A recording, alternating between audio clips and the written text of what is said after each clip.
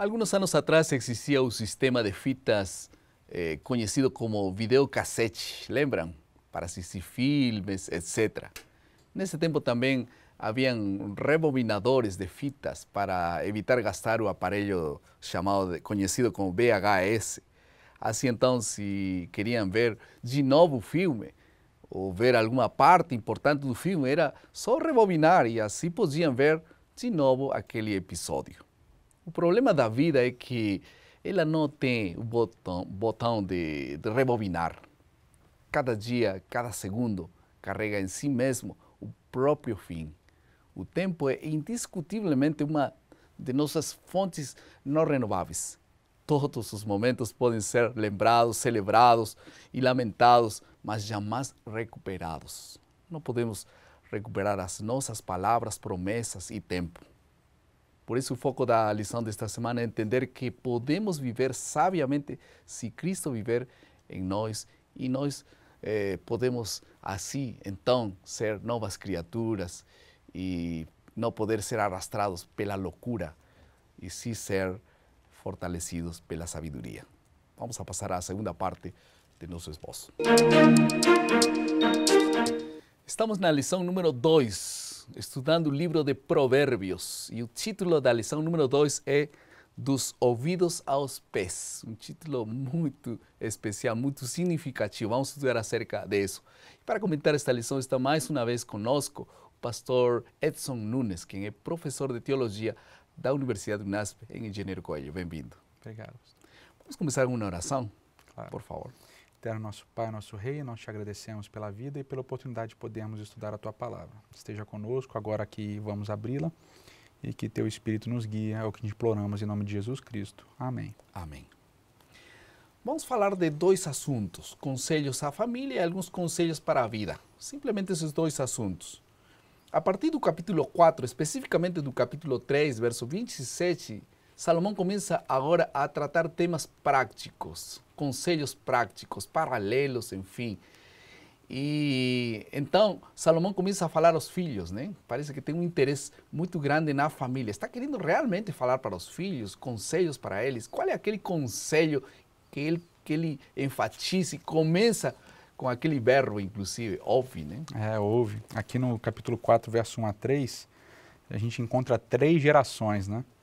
Ouvi, filhos, a instrução do Pai, estai atentos para conheceres o entendimento, porque vos dou boa doutrina, não deixes o meu ensino. Quando eu era filho, em companhia de meu pai, tenro e único diante de minha mãe. Então ele me ensinava e me dizia, retém o teu coração as minhas palavras, guarda os meus mandamentos e vive. Então a gente tem o pai, que era um filho, e ele relembra as instruções que o pai dele dava, e ele está aqui ensinando o seu filho e usando o verbo ouvir, né? E esse encontro de gerações com o verbo ouvir, ele nos lembra de um outro texto, que é um texto muito famoso, Deuteronômio capítulo 6, a partir do verso 4. Quando nós abrimos em Deuteronômio capítulo 6, verso 4, a gente lê, ouve, ó Israel, o Senhor é nosso Deus, o Senhor é um. Amarás, pois, o Senhor teu Deus de todo o teu coração, de toda a tua alma, de toda a tua força. Verso 6. Essas palavras que hoje te ordeno estarão no teu coração. Tu as inculcarás a teus filhos e delas falarás assentado no caminho, em tua casa e andando pelo caminho, ao deitar-te ou levantar-te. Também as atarás como um sinal na tua mão, etc. Então o mandamento de Deuteronômio 6, verso 4 até o 9, era que os pais ensinassem os filhos em todo momento. E aqui o que parece que Salomão começa a fazer é justamente isso, ensinar o seu filho, aquele que seria provavelmente o futuro rei, a tudo que era possível ensinar em todos os momentos, em toda a situação. O curioso desse verbo, pastor, é que o verbo ouvir, o verbo chamar, ele não indica só ouvir em hebraico. Não é escutar, né? Não é só escutar, eu escutei, não. É ouvir, obedecer. Esse verbo também pode ser traduzido como obedecer. Porque na mentalidade bíblica, hebraica bíblica, ouvir é obedecer. Então, se você escuta e não obedece, é como se você não escutasse. Se você ouve e não obedece, então ouvir é obedecer. Se você ouve é porque você obedece. E é muito curioso porque a gente pensa, obviamente, em Gênesis capítulo 1. Né? O universo é formado pela palavra de Deus. Deus fala e as coisas vêm à existência. Né? Só há existência por causa da fala. Então, já no princípio, em Gênesis 1, é estabelecida essa dinâmica. Há um que fala, o Criador. e há aquele que escuta, a criação. Ou seja, ser criatura é ouvir / obedecer o Criador, aquele que fala. Então, só a existência real no ouvir, não ouvir apenas de escutar, mas ouvir obedecendo, colocando em prática aquilo que se escuta. Agora, inclina os ouvidos, tem várias expressões assim, inclina teus ouvidos, um coração que ouve, e o que diz 1 Reis 3:9, a capacidade de prestar atenção. Parece que hoje, com esse mundo de corre, corre, ninguém mais presta atenção. Parece que quando lemos a Bíblia, fica muito cansativo. As pessoas já não param para ouvir mais o que Deus quer falar. Não será isso uma consequência terrível do pecado e de como o homem está abandonando a Deus, né? Sim, com certeza. Tem uma música que se chama Sons de Silêncio. E essa música, Sons de Silêncio, os autores, eles basicamente escrevem isso. Eles dizem, mesmo nas igrejas, as pessoas falam, mas nenhuma delas escuta o som do silêncio. Então, eu gosto sempre, quando eu falo nas igrejas, eu gosto sempre de lembrar de Elias, né? Quando ele foge, e vem o trovão, vem o fogo, vem grandes pirotecnias, mas Deus estava no sussurrar do silêncio. O texto hebraico é bonito porque é exatamente isso, no sussurrar do silêncio. Ali Deus estava. Então, hoje a gente não tem mais tempo de ouvir. A gente vive imerso em realidades de grandes programações, de grandes eventos, e é muito som muito alto. Na nossa casa, às vezes, a gente está na mesa, né? Às vezes as pessoas, a gente vê isso em filme, e em algumas visitas que a gente faz, a gente vê isso, né? Você está visitando uma família, eles estão dando comida para você está todo mundo comendo, a televisão está ligada, os filhos estão no iPad, então está todo mundo fazendo alguma coisa, mas ninguém está ouvindo um ao outro, né? E o que mais falta hoje é exatamente isso, entre a gente, diálogo, e com Deus, ouvir. Alguns conselhos também são dados para seguir, a fim de que possamos proteger-nos contra algumas paixões pecaminosas. E me surpreende muito porque fala muito de considerar, ou não pares para considerar a beleza da mulher estranha. Provérbios 5:3, afasta o teu caminho da mulher adúltera e não te aproximes dela. Seus caminhos não são estáveis e inseguros. Bebe água de tua própria cisterna, etc, etc. Um ênfase tremendo aí no capítulo 5 para manter-nos fiéis à companheira da vida, né? Aqui no capítulo 5, esse verso que você citou eu gosto muito, diz assim, bebe, capítulo 5, verso 15, né? Bebe água da tua própria cisterna e das correntes do teu poço. Derramar-se-iam por fora das tuas fontes e pelas graças os ribeiros de águas? Sejam para ti somente, não para os estranhos contigo. Seja bendito o teu manancial e alegra-te com a mulher da tua mocidade, costa das gazelas, etc. E tal. E esse verso aqui ele tem uma relação muito, muito profunda e importante com o Cântico dos Cânticos, no capítulo 4. Quando a gente vai lá, é uma série é um cântico, é uma canção que Salomão faz para sua esposa, que a gente tem uma ideia de seja sulamita, né? Pela própria evidência do texto. Ele diz assim, capítulo 4, verso 12. Jardim fechado és tu, minha irmã, noiva minha, manancial recluso, fonte selada.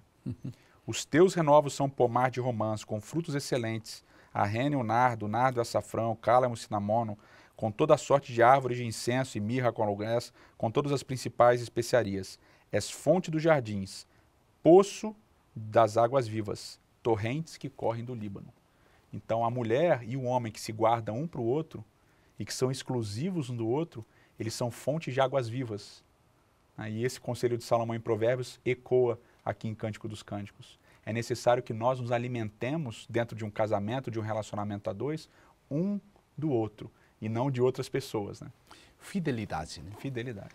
Agora, por que mulheres? Por que os homens não podem dizer aí? Por que está falando de homens sejam fiéis? Será que eles têm mais tendências a serem fiéis? É que aqui é um jogo de palavras, pastor. Um jogo de palavras muito interessante que vai percorrer quase o livro inteiro. A verdade é que a palavra sabedoria em hebraico é uma palavra feminina. Então Salomão ele vai fazer um jogo que tem dupla aplicação. Uma aplicação literal para a vida mesmo do filho. Lembra que ele está dando conselhos para o filho que vai ser rei. Então é para um homem que ele está dando conselhos, né? Então esse é o primeiro ponto. Mas o segundo ponto é esse jogo de palavras. A palavra sabedoria é feminina. Então ele vai personificar a sabedoria sempre numa mulher. Okay? Ela é a mulher virtuosa, que a gente vai estudar no final da lição de Provérbios. Exatamente. Mas ele vai personificar a mulher fácil, a mulher da vida, também como uma mulher. Então aqui não se trata de um juízo de homens sobre mulheres, né, de um texto machista, mas é um texto que também é metafórico. Sem dúvida. Creio que estes dois temas vão ser parte do nosso estudo durante todo o trimestre, né? E é muito bom colocar isso. Finalmente, existem duas características na Bíblia aqui do preguiçoso. Vive no presente e se ocupa apenas consigo mesmo.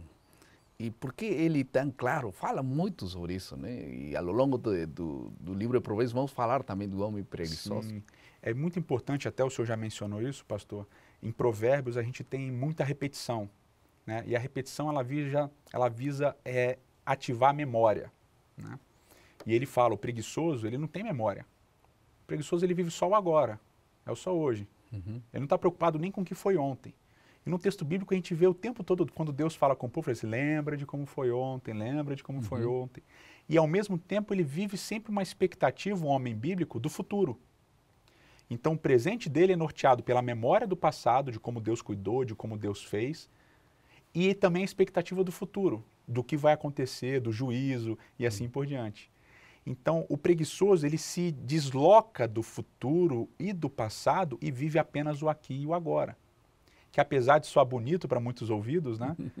O viva o agora, né? Seja feliz agora e tal, isso é desconectado da realidade de um relacionamento grande. Um relacionamento, vamos dizer assim, contínuo. É só uma experiência aqui, uma experiência ali, não é uma construção de uma história. Então esse é o preguiçoso, ele não está preocupado com a história, ele está preocupado só com ele.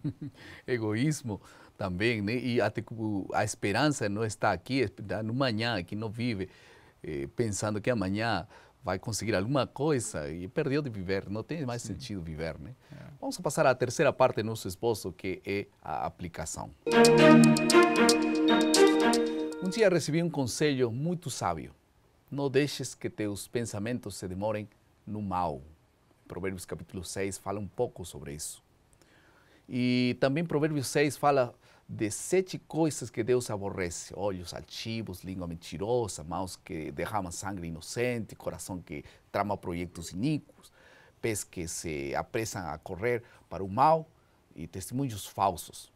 E há um desses, que é o sétimo, que Deus aborrece mais que todos, é quem semeia contendas entre os irmãos. Deus te abençoe para ser sempre um homem de paz. Se temos que aplicar alguma coisa desta semana, alguma outra lição para nós. Eu lembro quando eu era criança e minha mãe, ela sempre falava assim, já fez isso, já fez aquele outro, olha, escova os dentes antes de dormir, estuda a lição antes de dormir, lê a Bíblia antes de dormir. E às vezes ela entrava no quarto, e aí, já estudou a lição? Eu falei, não, mas você não escutou o que eu falei? Sim. Ah, mãe, eu escutei. Não, você não escutou, você não fez. Né? E hoje eu tenho um filho, 2 filhos, e o meu mais velho, ele é assim, né? Eu falo assim, Daniel, faz isso. Ele, tá bom, papai.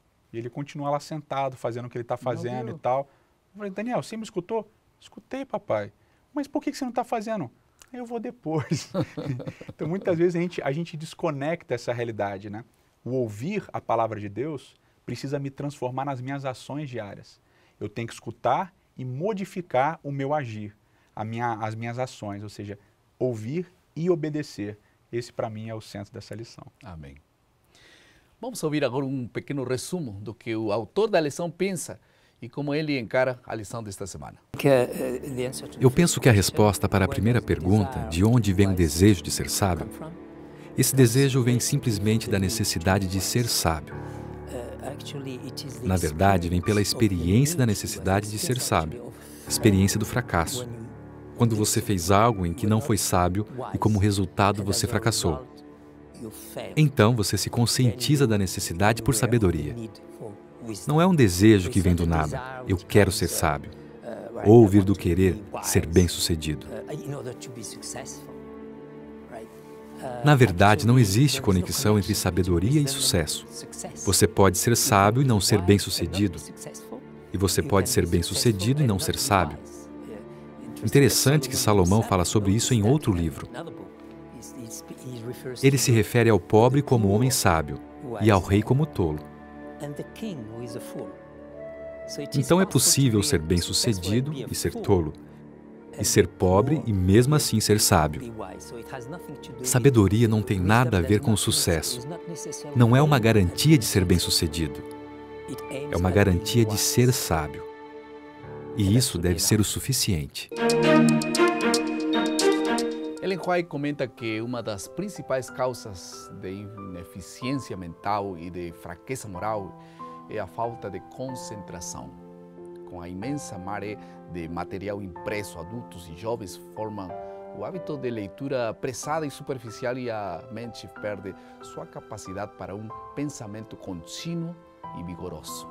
Por isso que nós queremos que nossa mente se concentre em la calma e tranquila forma de aproximar-nos a Deus. É aí que nós vamos encontrar-nos com Deus. Por isso que, mais uma vez, nós queremos apelar a seu coração, a meu coração, para poder fortalecer nosso hábito de encontrar-nos com Deus em aquele momento calmo e tranquilo, concentrar-nos e ouvir a Deus cada manhã a sua palavra, a lição da escola sabatina, e que possamos fortalecer nossa esperança, fortalecer nossos valores e a sabedoria que salva.